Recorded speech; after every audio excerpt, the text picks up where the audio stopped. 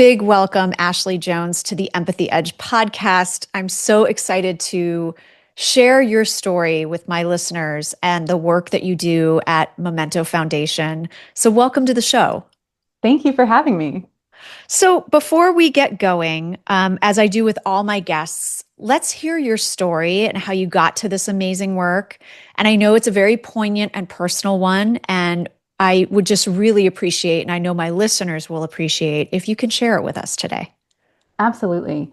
So, my husband and I married young. We weren't planning on having kids for a little while, but we got surprised with a pregnancy like a year into our marriage. And so we kind of just went forward like, okay, we'll be really young parents. And by the time our kids are in high school, we can still go skiing with them and hiking and it'll be fine, right? So we had our daughter, healthy bill of health, told to go home as a family of three, enjoy each other. And then at 1 month old, we noticed something wasn't quite right. And her right arm came up like a chicken wing. Mm. And I had volunteered as a high schooler at our local elementary school with severely handicapped kids. And it was a part of like a peer mentorship program. And I noticed that my daughter's chicken wing kind of looked like a contracture that I saw in the cerebral palsy, situation where I was like, huh. But I knew my daughter could track with me and Hmm. was mentally there. And so I Yeah, was like, well, it's not cerebral palsy, but what is it? Like, why is right. her arm stiff? And if I pull it down, it just naturally comes back up without her seeming to control it. Right. So I was like, okay, maybe like, and I'm thinking like the worst that I've seen is, that kind of disconnected child that, has all these ailments that it's like, okay, in my mind, worst case scenario is like a lifetime of physical therapy, maybe some surgeries, like, here we go. Yeah. So I'm preparing myself for that, right? And I'm Hmm. like, okay, we're just going to do therapies and play and surgeries or whatever we need to do. And so we go to the doctor, he sends us to a specialist. The specialist comes back and is like, oh man, it's not good, but doesn't say what. And then I get a phone call 30 minutes later from the pediatrician who's like, it's really not good.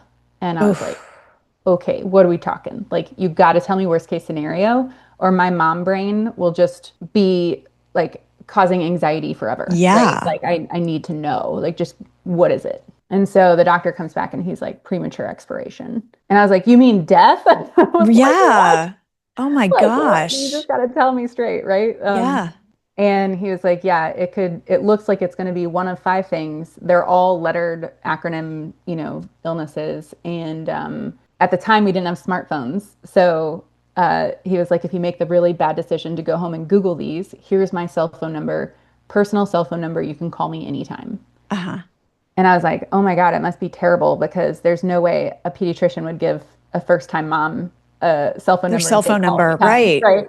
Um, so I go home, I Google, and she has every symptom for SMA, which stands for spinal muscular atrophy. Hmm. It's really similar to Lou Gehrig's disease. Hmm. So muscles degenerate and there's no cure. And the severity depends on how early they present symptoms. Hmm. And because she was showing symptoms within the first month of life, we knew it was pretty severe. Hmm. Um, in those cases, it's very unlikely that babies who show symptoms that early see their first birthday. Hmm. So we knew our time, we're just on a timer here. Hmm. And how can we give her the best life possible? So through that, we did. We tried to give her the best life possible. We, set out to find the best care team and the best hospice team and supported her through, she was on hospice at first at 10 months old and then ended up not having to say goodbye until 21 months old. Oh, wow. So, yeah, we had a researcher step in and really change the trajectory of her life at 10 months old. Right. So, through that, though, we were the first, because we were so young, we were the first of all of our friends to get pregnant. And at 25 years old, I didn't know what the heck I was doing. Right. And it was 27 when she died. And Hmm. so it was one of those like, wow, I'm so young. I don't know what to do. I'm looking to adults who, I mean, adults, I am an adult, but Right. also like Right. elder adults, right? Older. Yeah. Yes. Hopefully older and wiser. Yeah. Yes. And they didn't know what to do. They didn't know what to, I look Yeah. like a alien with a third eyeball on my head. Like people Right. were just looking at me like, oh gosh, what do I say? What do I do? Ugh. Yeah. And like run the other way. So, so then, and of course, like all of our friends, they're young and inexperienced and they're like terrified and shocked Hmm. and inexperienced and don't know what to say or do. So we lost a lot of friends and support through that time period. But the most special people who stepped up were the people who came with empathy and said, Hmm. oh my gosh, like I lost my parent or sibling or whoever, right? Like Hmm. I can't imagine what losing a child is, but I know what deep grief is. And so let me bring you a meal, let me take your dog for a walk or whatever, right? Yeah. And so I just realized like one, our society has a really big problem with not knowing how to deal with grief. Hmm. And then two, no one's teaching people what to do, right? And so Right. we're not solving this problem that is just rampant in our society of Right. people being so afraid of Hmm. loss and grief and saying the wrong thing or doing the wrong thing, which just ends up isolating everybody. So Right. yeah, so through that loss, it's kind of like a little bit longer story, but we had someone had given us a portrait session with our daughter when she was still here. Hmm. And those photos were instrumental in getting me through the grief, but also maintaining a connection with my daughter Yeah. and allowing me to heal. And when I say heal, it's not like healing from a wound per se in that physical sense of healing, but like integrating my pain in the emotional sense so that I am still whole and healthy and able to be my full self, right? Right. And that connected version of myself instead of the disconnected or fragmented, fractured version of myself. Right. And so I wanted to give that gift to others. And as a photographer myself, I started volunteering portrait sessions to anyone I heard of facing a terminal diagnosis. Because I was like, if we know time is short, let's take Let's advantage do of it. it. Yeah. Let's make these memories and give you these photographs that will hopefully help you and everyone else who loves this person who's dying. Hmm. And that's what started Love Not Lost, the nonprofit that was focused on preserving memories. And we've since Hmm. expanded it and rebranded to Memento Foundation, giving obviously families mementos and making the most of every moment that we have, but Right. also expanding to provide grief support and resources to start the education side of things of Right. how can we do better. I mean, there are no words, right? That is such a poignant story. And thank you for sharing that with us. Absolutely. And thank you for publicly sharing it because I think the more that we publicly share and name grief as one of the many emotions that we feel as human beings. I was just talking to someone this week about the fact that it's such an elementary component of emotional intelligence to just be able to name an emotion and recognize that it's happening. Yeah. And I feel like grief is something everyone wants to sweep under the rug. It's like something where they feel like they can catch it or something. I don't know. Yeah. But it also, I again, kind of my empathy comes through having had personal experiences around people not understanding what I was going through with my brain injury, for example. Mhm. But I also am empathetic because people are also afraid of saying or doing the wrong thing to make your pain worse. And I Mhm. think that's where the avoidance comes in of Absolutely. like, I don't know what to say. And if I say something wrong, that could be worse than me not saying anything at all. Of course. Yeah. And, I know, this show is about the workplace, but we have people in our workplaces that are dealing with these kinds of losses. And just because we can't see it, just because they're physically fine and they're potentially showing up to work, it Mhm. doesn't mean there's this tumultuous storm going on inside of them that's Yeah. impacting their performance and their ability to connect with the people that they work with and people that they care about. Yeah. So, tell us more about your view on where we are as a society dealing with grief and has it gotten better? Because I know, and I've connected you with two people I've had on this show that I'll link to in the show Yeah. notes, Great. Stephanie Sarazin and also Ron Gura of Empathy, who Yeah. are doing great work around removing the stigma of grief, but Totally. also providing support mechanisms. So Yeah. before we dive into specifically how Memento supports people, where's kind of your thought leadership perspective on where we are in terms of navigating grief and maybe even just I know different countries and different cultures deal with Hmm. it differently, so maybe Yeah. just talk about Western culture, North American culture, Sure. like where are Sure. we with that and has it gotten better or worse, like where do you see things? I do do think there has been progress, right? Because back in my parents' generation, it was like literally like if you come to work, you're leaving everything else at the door, right? 100%. Do not talk about your feelings. Do not talk about anything else going on in the world. It's like you show up, you have your work life and your personal life, and there's Right. a hard line, right? Right. And you're like, okay, theoretically, I get why leaders back in the day would say that, Right. especially because a lot of those leaders are male and weren't taught how to express emotions. And it was very much like, man up. Right. Don't talk about your feelings. That's for sissies. Right. And so there is like a gender role there. But then also, I think what's so, I have so much like empathy and honestly just like pity almost for the older generation because they had to do everything with just the resources that were right around them, right? Like Hmm. they did not have the internet to teach them better. Yeah. So it's like if they didn't have an amazing therapist, if that was even allowed, it's Back like, then, exactly. right, it's Yeah. like if they didn't have helpful resources in their community, they didn't get to grow and, And like, process. right, and didn't Yeah. have the support or the tools or anything. Right. And so I do think we've gotten so much better because of the internet, because our capacity for knowledge and understanding and growth has just completely expanded, right? Hmm. So I think that's a beautiful thing and has allowed a lot of people, myself included, Yeah. to grow beyond what my parents and what my community could offer me, Right.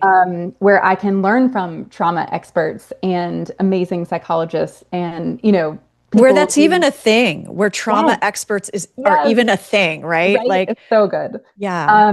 And so all that to say, right, there is so much more work to be done, right? Right. Like, why are our court systems not trauma informed? Yeah. Like that is where and police officers and first responders and the places where there is literally trauma every day. Yeah. Like, why do we not have those trauma informed places? That said, in the workplace, I do feel like leaders are growing and realizing there is an emotional component to work and people are human.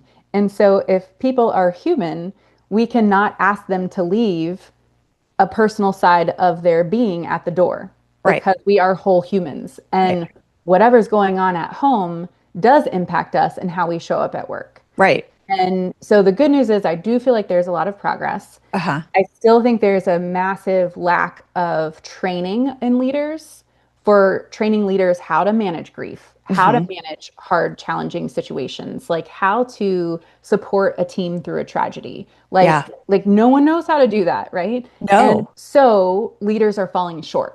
Yeah. And there are still really toxic work environments where people aren't allowed to share what's going on in their personal lives, or they'll get fired, or, Right. like whatever. So there's lots of situations that ripe for opportunity and growth and improvement. That's a very optimistic way of looking at it. Right. Yeah, I Yeah. mean, I know that, I'm thinking about decades ago, there was a tragedy in a startup I was working for. One of our execs and his girlfriend died in a plane crash coming back from vacation in Yeah. Mexico. And the team, everyone found out. We were pretty close because we were in a startup working, all the Yeah. time Yeah. together. And the one thing that was beautiful that they did was they did bring in a grief counselor, which Hmm. at the time was very progressive, Yeah. right? Yeah. Because this was like early 2000s. This wasn't, Hmm. this was decades ago. Yeah. That's And, incredible. but then it stopped. Hmm. Like that's where it stopped Yeah. because, and not for any ill intent, but just what Yeah. else do you do? Right. Right. And so Totally. those leaders sort of learned by fumbling through how to Yeah. keep their team motivated and inspired. But you're absolutely right. This idea of sort of upskilling and training leaders to deal with trauma. And I'm going to put even more links in the show notes to other guests I've had who've talked about being a trauma informed leader. Yeah. So that might be a great place to start for folks listening is what does it mean to be a trauma informed leader or a trauma informed workplace? Yeah. So I think that being a trauma informed leader is acknowledging that the people working for you and with you go through trauma throughout their life, right? Yeah. And when you experience a traumatic event, your nervous system goes into survival mode. And what that looks like is sometimes it's fight, sometimes it's flight, sometimes it's freeze, and sometimes it's fawn, right? Those are the four main I didn't know there was a fourth one now. Yeah, so fawn Okay. is a new Tell one. us about these four. Yeah, Just give us so so a fight brief is revisit. fight and flight are the ones We that know people have fight and flight. commonly heard Yeah. of, right? Like You fight go or in or you run. run away. Yeah. Right, like throw punches or take off running. Uh-huh. So the freeze is actually a really common one that is hard to diagnose. Like a lot of people beat themselves up for it because they're like, gosh, I'm just so lazy and why can't I do this stupid simple task, right? Like it Yeah. shouldn't be this hard. And like I Yeah. can't even just make one phone call, right? Yes. And it's like, okay, you might be in freeze mode, right? Like so freeze is like not being able to do things and you just freeze like a deer in headlights, right? Yeah. So it's kind of like that. Right. The fawn is very much like a survival instinct. For example, like when someone's getting attacked by someone they know, Uh-huh. um, there might be this response of, oh, I can't anger them, or they might come after me harder. So it's just saying what you need to say to survive the incident, right? And Oh. to people please, essentially. Yeah. So it's Yeah. like, for example, like this is a personal share. I was sexually assaulted, and during the sexual assault, went into freeze mode because I was like, this guy is huge, huge. Like his biceps were twice the size of my thighs, right? Like he was Uh-huh. a personal trainer, former soldier in Afghanistan, Oh my gosh. huge guy. And I was like, I'm basically dead, right? If I try and fight, I can't fight because this guy Right. will crush me and break me and whatever. So I was like, I can't fight and I can't get away. I can't flee. So my body literally just went into freeze mode. And then afterwards, I was able to, get away from the situation peacefully. But I had to be kind because I wanted to fully get away, right? Yes. And so I was like, oh, okay, bye. Like, it was like so awkward. And it was like, Yeah. oh my gosh, like why did I just do that? Like Right. why was I like polite to say Right. goodbye? Like Right. and I realized like my body was surviving because I didn't want to anger him Uh-huh. or make him think that I was going to press charges, which I did, Right. because I was like, I just if have to he get out of knows that here. I'm going to go on attack, right? Like Yeah. I just need to survive. And Yeah. so, obviously, in the workplace, hopefully that is not the extreme situation that's happening, Right. but it could be an angry boss that you're just like, okay, like, oh yeah, that project looks so good. Or like, Yeah. yeah, Yeah. like that timing works out great, even though it's going to cause chaos in my life, you Yeah. know? Yeah. And so You're the telling them fawn is what they want to really hear. Yeah. exactly, exactly. Yeah. And so those are the four main survival functions and instincts of when someone goes into a survival mode trauma response. Wow. That is so enlightening because I had a workplace years ago where there was a joke. And actually, this wasn't even like the worst workplace I'd ever been in, but there was a joke about when the bear attacks, go limp. Oh, yes. Like just, and more not from an assault or a trauma Sure. perspective, but just Sure. sort of almost like an argumentative, like at some point, it's Yeah. not worth your body's telling you this is not Yes. worth your time. Yes. It's not going to go anywhere. So just tell them what they want to hear and then move on. Yeah. Right. Yeah. And to think of that in terms of a trauma response is so heartbreaking. Yes. And yet it makes so much sense because similar to you, I survived a potential sexual assault. And I remember my first instinct after fear was just to calm this person down so that I Yeah. could get out from it. Right. So it was like, can I Craziness. get you a glass of water? Can I, let's sit down and talk. Oh, I just wanted to like calm the person down so oh, that I could get away. right. Right. Right. And it's amazing I mean, it's such a survival instinct. And like, what can that look like when someone's dealing with grief? Is that even a reaction? Is it that you're just Yeah. telling the person you're okay and you're trying to like make them feel better? Like what does that look Uh, like in terms of being a response to grief? I think sometimes it is just being like, yeah, I'm fine. I'm fine. I'm fine. I'm Yeah. fine. How are Right. Like you? just Yeah. leave me alone. Right. Like just, Yeah. I'm fine. I'm fine. I'm fine.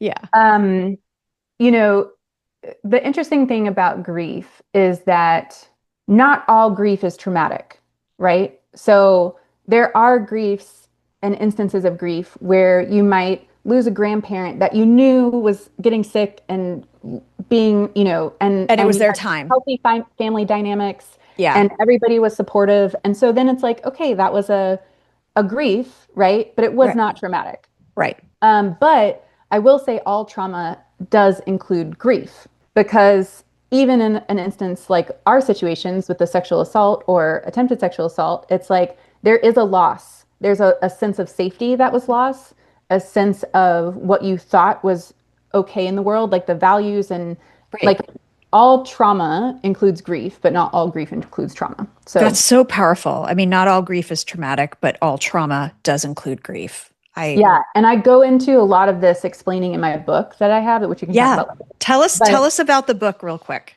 yeah, so it's a book called When You Can't See the Light, Hmm. and it's a trauma-informed guide to surviving a significant loss. Wow. Yeah. And That's so I great. really and so back to the leadership side, part of supporting your team through trauma and being a trauma-informed leader is understanding what it means to help people feel safe and give people control. So those are the two things in trauma that are, I mean, there's a lot more that's taken away in trauma, but those are the two main things when it comes to healing that are really, really critical for leaders to make sure is a possibility in the workplace. So Mm, creating the possibility for safety. So giving people a safe room to go into, whether that's like a right. sitting room or it's just a peaceful, quiet room that everyone has a break, whether it's a break room that is softer lighting, more comfy chairs, like whatever it is, right? Right. Snack, water, like meeting people's basic needs for safety, Right. which includes like hunger and thirst and those things, right? Like that. Right. And then giving people control. So it's like maybe coming back from a trauma or a traumatic loss, Uh-huh. it's like, hey, how about for the next 6 weeks, we give you control over your where you work from. Do Yeah. you want to work from home for 6 weeks as you ease back into work? Do Right. you want to go part-time as you work back in, right? Like Right. giving people Do you want to control. take these tasks off your plate until That's you right. feel ready to tackle them That's right. again? Yeah. Right. And so giving people control and creating a sense of safety is so critical. Um, and so anyway, in the book, my book is more of a guide to take people by the hand and truly support them day by day through a loss. So Wow. if someone goes through a loss, one of the first things I talk about is just my own story and the empathy of just like, hey, this sucks. I am so here for you. And Yeah. even if no one else shows up, you can take this book and we'll go through it together, Yeah. right? Yeah. And then we start with super basic needs, just like Yeah. I talked about, like hunger, thirst, like how do you support yourself and handle yourself with care because you've been through a traumatic incident that Right. has created significant wounding even though no one can see it, right? Right. So it's Right. as if we should be laid up in a hospital with bandages and casts and people serving us and waiting on us and taking care of us, Uh-huh. but because it's a heartbreak, no one does, right? Right. Or a Right. job loss or whatever it is, a loss of a team member. The tragedy Yeah. that we deal with is so invisible. Yeah. And so we don't have a cast or crutches for people to be like, oh, we need to handle them with care, right? Right. Right. And the thing about COVID that I really appreciated was the mask was such a universal symbol of, hey, we're all going through something right now, right? Yes. Like we Yes. all are going through trauma and like the mask was that symbol of like, hey, let's handle each other with care, right? Right. Right. And so now that we're kind of back to quote unquote normal, Yeah. it's like, okay, what can we do to show each other that like, hey, I'm going through something, please handle me with care, Yeah. right? Yeah.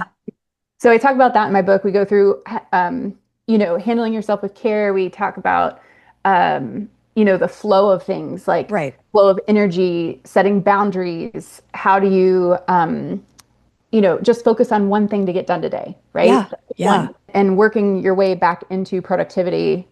We talk about emotions and understanding grief, and we go through the definitions of grief Yeah. and trauma and all of that.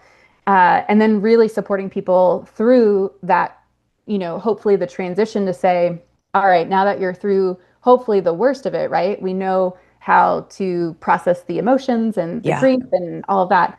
Now let's talk about self-care and supporting ourselves through self-care. We go through healing tools that can be resources for people, and then also kind of integration of how do we now process this in a way that supports our health and wellness in that connected sense of healing Yeah. so that we can be our best whole self moving forward. And how do we move forward and look outward instead of looking inward with that victim mindset? Yeah.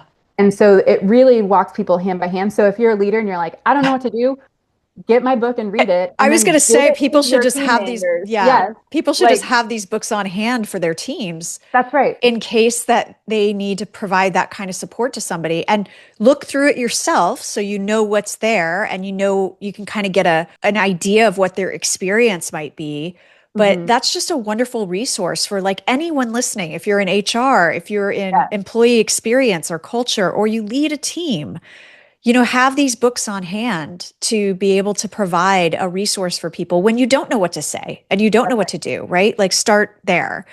I want to, I mentioned it briefly before, but we talked about the episode I had with Ron Gura about his right. company, Empathy, and Yep. the strides they're making with bringing almost grief benefits Yes. into organizations, into large organizations, like pairing and partnering with insurance companies to Yeah. provide these resources and these benefits to people, and really starting the conversation on this is another thing. If you want to be as cold as possible, it's something that impacts your people's productivity, which Hmm. impacts your bottom line. So you should care Absolutely. about this. But Yep. from a moral and ethical perspective, it's Right. we want to be there for the Take people care that of we the work people. with, right? We're spending Yeah. probably more time with them sometimes than our own families. So I want to talk about specifically what the nonprofit does and also Memento Foundation. So I know you started the nonprofit first. So Hmm. tell us about that Yeah. first, So and they're then the let's get same. into Memento Yeah. They're Foundation. the same. So they just, it Yes, was I a know they rebrand. they morphed. Okay. Yeah. Yeah. Uh-huh. Yeah. Yeah. So Love Not Lost really was just focused on taking pictures for people facing a terminal diagnosis and providing family members with at first we were doing albums. Now we're doing custom photo boxes with a bunch of 5x7s inside. Uh-huh. Really beautiful. And it's been such an amazing tool to hear families talk about because with the album, what we realized was the album was just a solid thing that they could have on their coffee table or on their shelf or wherever, and they could pull it out and take a look at it whenever they needed to. Uh-huh. But it was hard for people to share it. So families actually would tell us like, "Oh yeah, we sent the book on tour and we're just sending it to family and trusting family passes it to the next family and then hopefully it'll get back to us." And I'm like, Uh-huh. "Oh, that's kind of terrible. Like I Yeah. don't want the book to get lost or. Right. And so we ended up giving them a large box. It's a wooden box with their photo printed on it and Uh-huh. full of 5x7s. And that way they Nice. can send the 5x7s out if they want to share, but not lose the whole thing. That's Um, great. yeah. And so we, really focused on that and figuring out, okay, how do we scale that? How do we get volunteer photographers to join us? How do Yeah. we send out the photo boxes in time and all of that? And then we would hear families say, oh man, that's great, but I'm getting threatened at work with a performance improvement plan, and my husband's on hospice, right? Like, how Oh, am I supposed to meet these goals when like my husband's dying and I have twin daughters at home? right. And you're like, yeah, that's insanity, and that Yeah. should never be the reality of a situation. Like, I am so sorry your boss is doing that. Yeah. And so we would hear these stories of families who were navigating these horrible, horrible situations of losing their person, right? Yeah. Or even a child. And you're like, I cannot believe this is your experience and that leaders are choosing to interact with you this way. Yeah. And so that's when I really started thinking, like, gosh, there's got to be something we can do. And same thing for the support tools. So people would say, oh man, like, we had all the support up front, but now it's died down. Yeah. And we only have like one or two people coming around to check on us. Yeah. Or, this cancer has been going on for years and everyone's just kind of done supporting us because their life has moved on, but Right. we're still here with the cancer and it's getting worse. So we really Yeah. need more help, right? Yeah. And so, yeah, it's so one of the first tools that we created was the howcaniloveyoubetter.com Uh-huh. website, which was a site that I created because a lot of times people will say, let me know if there's anything I can do to help you, Yeah. or call me if you need anything. Right. And what people don't understand, because that's just such an easy phrase to throw off, right? Right. Is like, one, you're not giving a timeline on that. So it's like, call me if you need anything. but do you mean that like 5 years from now, or just Yeah. 5 minutes from now, or just five Yeah. minutes from now, right? Right. And then you're putting the responsibility back on the grieving person or the person who needs the support, right? Right. So, and then too, oftentimes if people did make the call, it's like there was no follow through. So it was Right. like, how can we solve for this problem? We have great technology. And so we created a simple email form. And Uh-huh. when you go to howcaniloveyoubetter.com, you can choose the relationship. So we made one for personal, like friendships. And then we also made one that's more casual for workplace relationships, where maybe like, so Oh. it's like, howcaniloveyoubetter.com. I might not say that to a male coworker, Right, right? Because right. that's like not appropriate. Like, how can I Um, support you? Yeah. exactly. And so we Uh-huh. have that language shift. That's If you're great.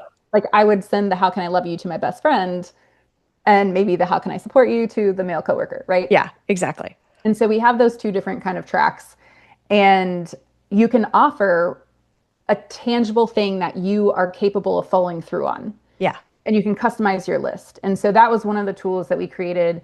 And then the other piece, as we've evolved into Memento Foundation, has been creating a learning library. And so that is really the education piece of, okay, how can we create these very vulnerable, transparent conversations with trauma experts, with um, people and families who've gone through the loss to support one another and educate each other on what this could feel like, how can we do better. We have a series with Dr. Jerome Lubby, who's an incredible neurologist, Enneagram expert. He's got like several certifications that are way above my pay grade. Trauma informed expert, like Yeah. all the things. And we have a 10-part series with him on how do we use the Enneagram to support people through grief and trauma based on their Enneagram breakdown, right? Right. So, Right. like in my Enneagram, like my highest number is a two, which is Uh-huh. a helper. Yes. As a helper, shocker. As a helper, I don't like asking for help because I feel like a burden on other people, and I'm Yeah. usually the one helping. Right. And so for me, like my friends just know, oh, Ashley's not going to ask for help, so we just need to show up and do stuff for her, right? Yeah. It's like, and so it's really helpful based on the Enneagram, and so when we rebranded to Memento Foundation, we launched the Memento Collective, which is our Uh-huh. online community where people can get the free Enneagram assessment. There are a couple other self-assessment tools that there are free. Uh-huh. And then that's also where the learning library is that you can check out the videos and That's those other amazing. education tools that with more funding, we will continue to build out and create a very Exactly. comprehensive, holistic approach to grief. I mean, this is all so amazing. And so this is why I'm so honored to amplify the work you're doing because I think everyone listening needs to know that these resources are available. And I am going to have all the links in the show notes for people so that they don't forget where to access all of these things. The links to Memento Collective, to the community, to your website so that they can get their Amazing. hands on the new book, which is Yeah. beautiful, by the way. And so as we wrap up, what is sort of one golden nugget you can leave us with in terms of navigating grief for ourselves or for someone close to us? I think the one thing that people fall into the trap of is choosing fear and for ourselves and each other, right? So, like, I've heard phrases when I've gone to support people that say, "Oh, I can't start crying or else I'll never stop," right? Yeah. Or I'm so afraid to feel sad because I'm afraid I'll never feel joy again, right? Or I'm so afraid, dot, dot, dot. Right. And I think when we go to support other people, that's another common we've already talked about, right? I'm so afraid I'm going to say the wrong thing or do the wrong thing or make someone cry or whatever. Yeah. So my advice is to get out of the fear mindset, right? Because that will always lead you down the wrong path and choose love instead. Mhm. So when we choose love, we're supporting ourselves in saying, you know what? I need to feel sad right now. I Yeah. need to cry right now. And I'm going to go find a safe place for me to do this. whether it's in my car or my house or the closet or wherever, right? Yeah. To let that out and to Yeah. love myself and give myself that experience and to stay connected with myself. Yeah. Yeah. The same thing as if of helping others, right? It's like I'm gonna give this person permission to unload on me and say, Yeah. "Hey, I'm here for you. You can break if you need to, right? You Yeah. can cry on my shoulder if you need to. I am here for you." Yeah. And to not be afraid of crying because some people are like, "Oh, I'm afraid I'm gonna make them cry." It's like, well, yeah, of course, like their grief is just bubbling below the surface, right? Like Yeah. Yeah. they're looking for ways to cry, and that's actually giving them a really beautiful space to heal Yeah. because crying is feeling and feeling is healing. And so, if we can give people that safe space to feel their emotions, to stay connected, that is really such a beautiful gift to people. And Yeah. so, choosing love over fear and staying connected in the present. One of our values at Memento Foundation is embracing the present with courage, no matter what it holds. Yeah. And sometimes that's fear, right? And we embrace fear with courage.